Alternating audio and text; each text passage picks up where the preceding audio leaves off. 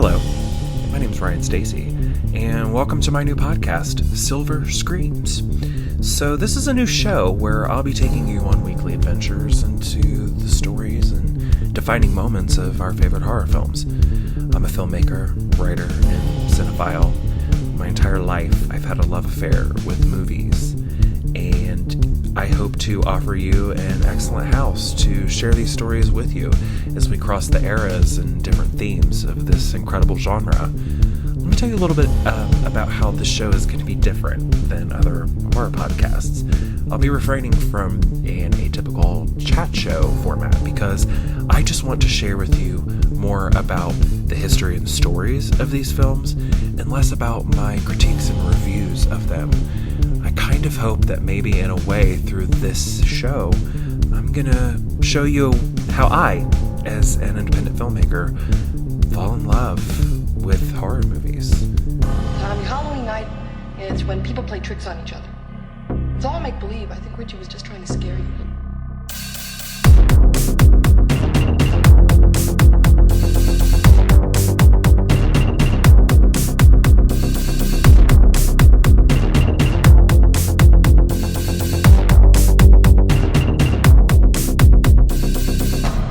I met this 6-year-old child with the blackest eyes, the deathless eyes.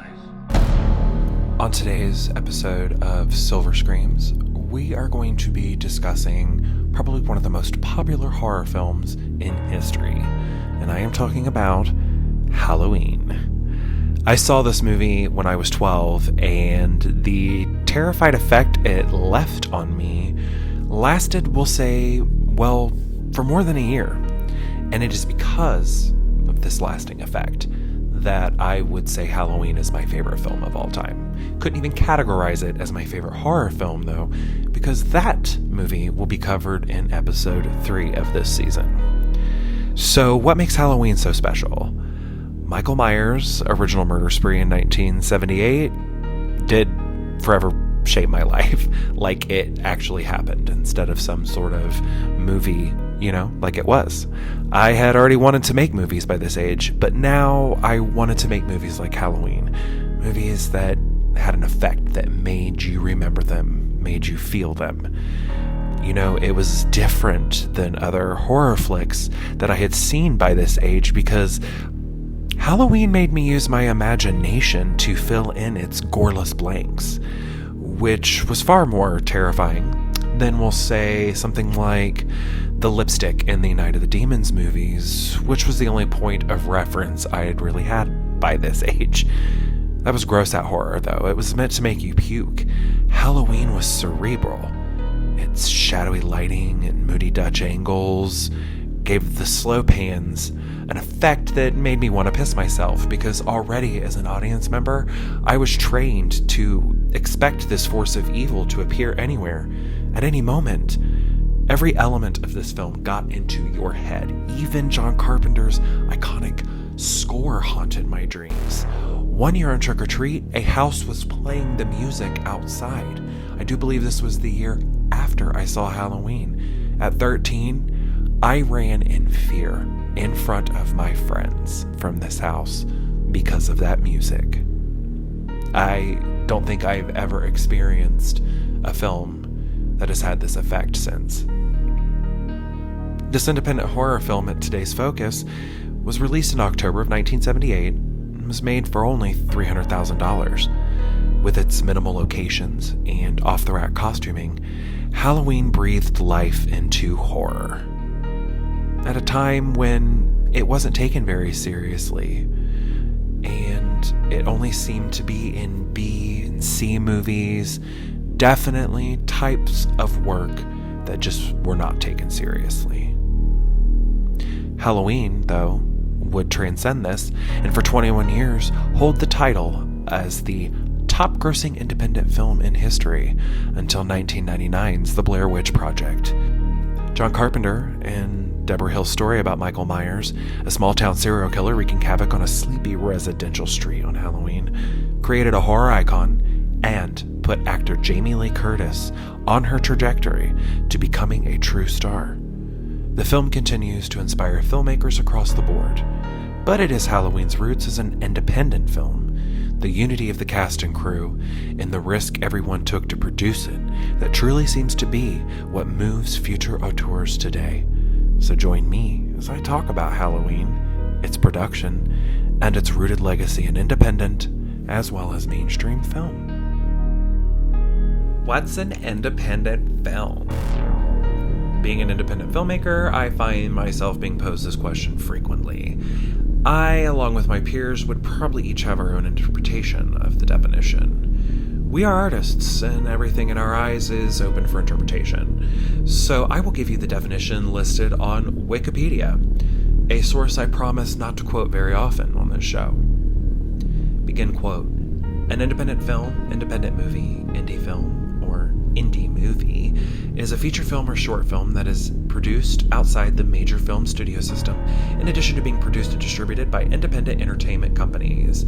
Independent films are sometimes distinguishable by their content and style, and the way in which the filmmaker's personal artistic vision is realized. Usually, but not always, independent films are made with considerably lower budgets than major studio films. End quote. If that doesn't scream Halloween, I don't know what else could. And within this definition, mentioning the major film studio system, I think we should pause and discuss this, just really quickly, for context. You know, it's no secret that getting a movie made is extremely hard work. Studios control all decisions made on films. And during the silent film era, this didn't exist, so movies were far less expensive to make, and a more diverse world in creating them existed. There were no governing voices. There were all kinds of people making silent films. But that all changed when the age of the talking motion picture came to be. More money was needed to make these movies, so banks and Wall Street came out to California to play, and truly the rest is history. And when this studio system was established, we quickly saw that we had 3 tiers of studios. These tiers represented power, money, and quality.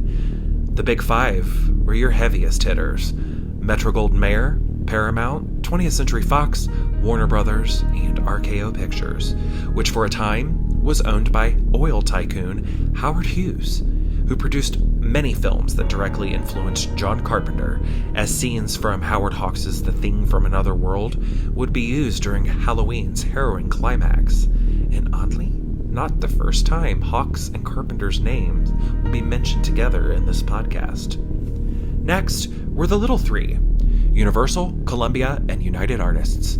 It was at these echelons that future stars and crew members aspired to work, because these pictures were high class. They had money and production value behind them, and you might become famous the world over if you could just get inside one of these shiny iron gates.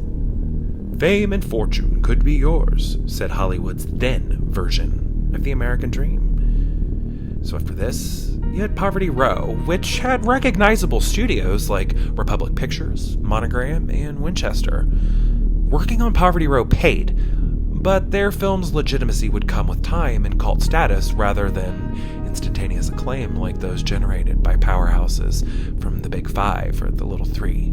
To make a film outside of this version of the studio system was for a time illegal, because barring your funding that you needed to physically make your film, it was hard to get the permits required to shoot. And you wouldn't be able to get your film distributed because you had to have your film pass the standards of the Motion Picture Production Code, which the government had founded in 1934 to govern and police Hollywood's denizens and the content that its studios put out. This board would be dissolved in 1968 and rebranded as the ratings board we know today, the Motion Picture Association of America. But the late 1960s also saw the climax of the civil rights movement with Dr. Martin Luther King Jr.'s assassination in 1968. The summer of 1969, colloquially called the Summer of Love, saw LGBT people fighting against police brutality during the Stonewall riots in New York City. In Los Angeles, the Manson families would commit the gruesome Tate LaBianca murders in August.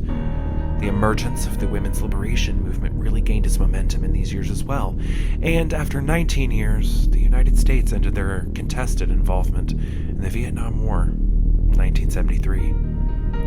These events were just a few of many that reshaped society and the political climate of the era, and Hollywood soon realized there was a new viewpoint in town. Audiences wanted realism, a realism that had already started to bubble to the surface in films like Easy Rider and Rosemary's Baby. People were oppressed and pissed off. They liked seeing grifter underdogs succeed, or women fighting until the bitter end to rally against the patriarchy. These films were beyond the traditional content and imagery guidelines set by the production code decades before. They were packed with so much punch and deconstructed glamour, and produced for a fraction of the dollars typically pumped into a studio's normal fanfare. Gone were the gilded sheen of stars like Doris Day and Rock Hudson. Audiences wanted to feel the grit and gore, not unlike what their contemporaries were experiencing in Vietnam at the time. Soon, Hollywood was unable to ignore this POV shift, because room had already been made for the influx of independent voices that were about to emerge in this exciting new decade. To begin chronicling Halloween's journey to screen, we should probably talk about the two films that were key in its inception. The first being Bob Clark's 1974 Canadian horror classic, Black Christmas, a holiday slasher film about a killer menacing a sorority house, which received mixed reviews by critics and would go on to earn more than $4 million at the international box office. And the second movie is John Carpenter's iconic indie exploitation flick, 1976's Assault on Precinct 13, a film that got him a global audience and put his work in front of the producer looking to capitalize on Christmas's success. Black Christmas remains, in my mind, the first of its kind. I cannot recall any pieces before quite like it. Sure, the slasher film was nothing new by this point, having already been established by movies like Homicidal, or even Alfred Hitchcock's Psycho.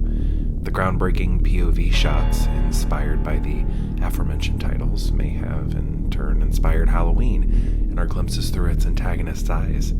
The terrorizing phone calls the young women experience definitely give films like When a Stranger Calls or Scream another thing to harken back to. But what really seemed to make Black Christmas stand out was the holiday setting. It took a day usually filled with love and cheer and made it the most terrifying time of year. Director Bob Clark definitely noticed this too.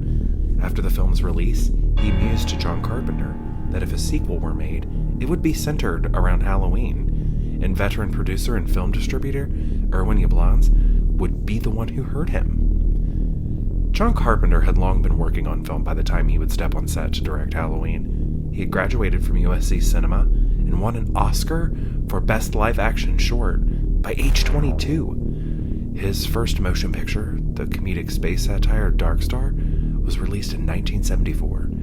The film would semi-inspire his co-writer Dan Bannon's next project, the script that would become Ridley Scott's masterpiece, Alien. And everything changed for John Carpenter when he would direct Assault on Precinct 13. The film was inspired by his lifelong adoration of the Howard Hawks film Rio Bravo. Both tell gritty stories of hardened groups standing up for their rogue causes and overcoming their adversaries in bloody blazes of glory. However, Hawks' film is probably not as notorious, we'll say, as Carpenter's, due to the latter showcasing a scene where an innocent young girl is literally blasted off her feet by an assassin's silenced pistol who is driving an ice cream truck.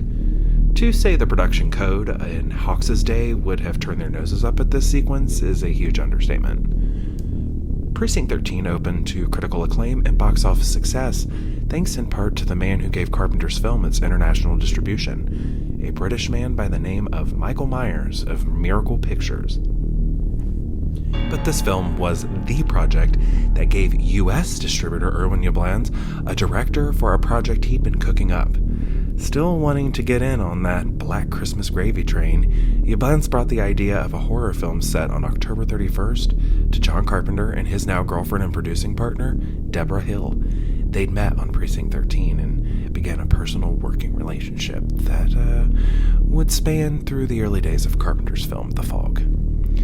Soon, Carpenter and Hill set the story of the babysitter murders. Hill would flesh out the dialogue, adding the right flourishes to the story to make the characters jump right off the page and onto the screen. They'd received their backing from Mustafa Akkad of Compass International Pictures. Hesitant at first to finance, Akkad acquiesced when he realized the entire film would cost $300,000, $10,000 which would be used to hire John Carpenter for his script, directing, editing, and scoring the movie.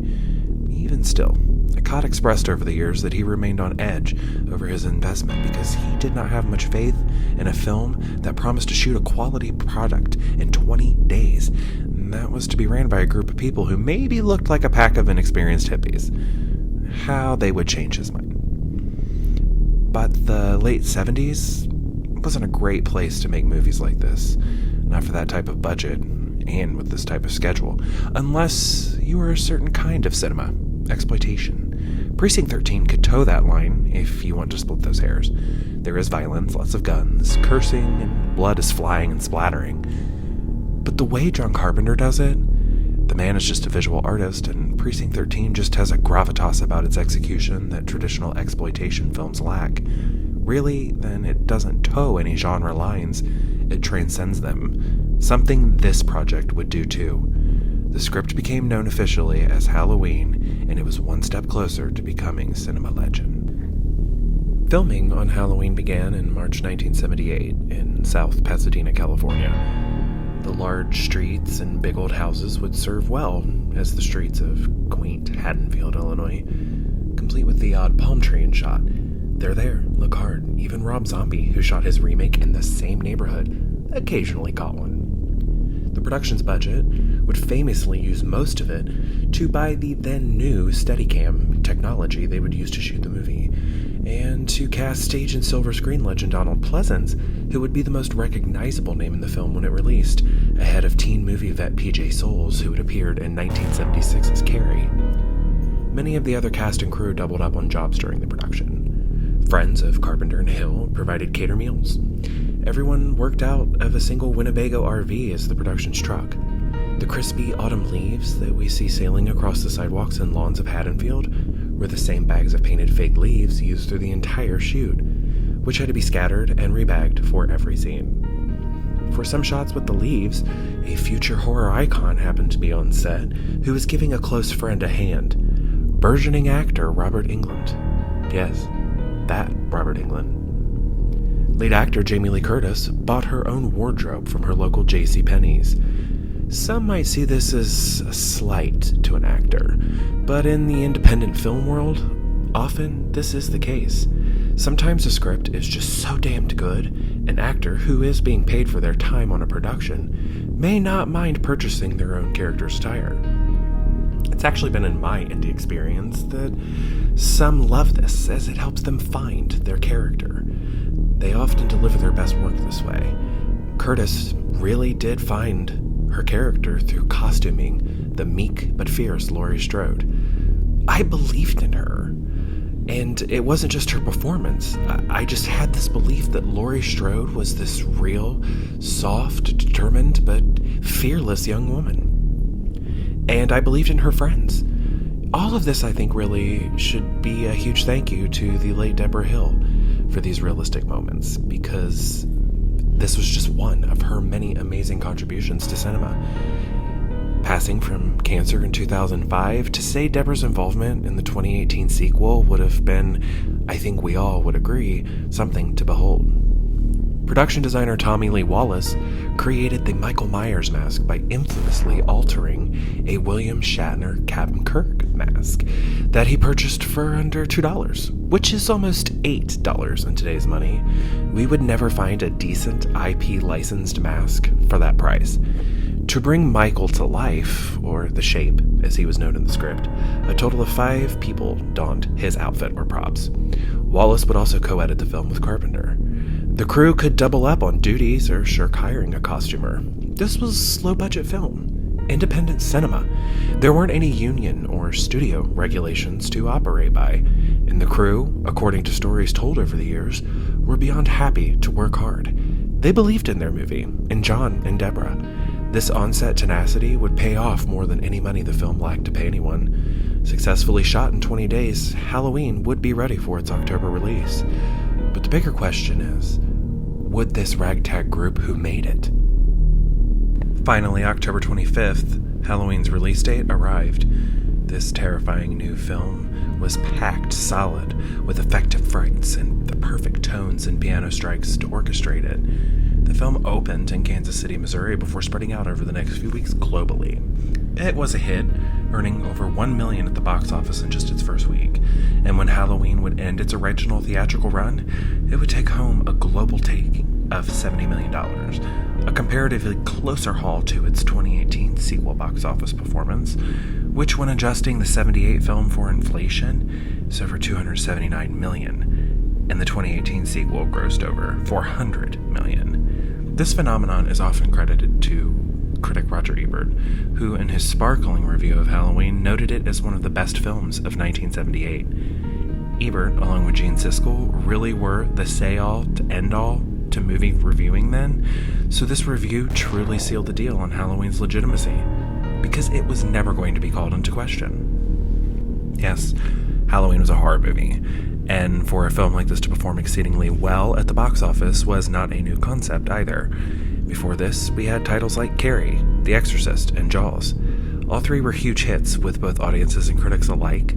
Jaws has single-handedly created the term summer blockbuster with its record-shattering run in 1975, but all of these future classics were studio-made and based off published books. Halloween was the horrifying brainchild of one dynamic duo outside of the reaches of screenwrites and studio influence. Here, I must really worship the performance of Halloween. The movie was made for just over $250,000, which meant its box office returns were astronomical.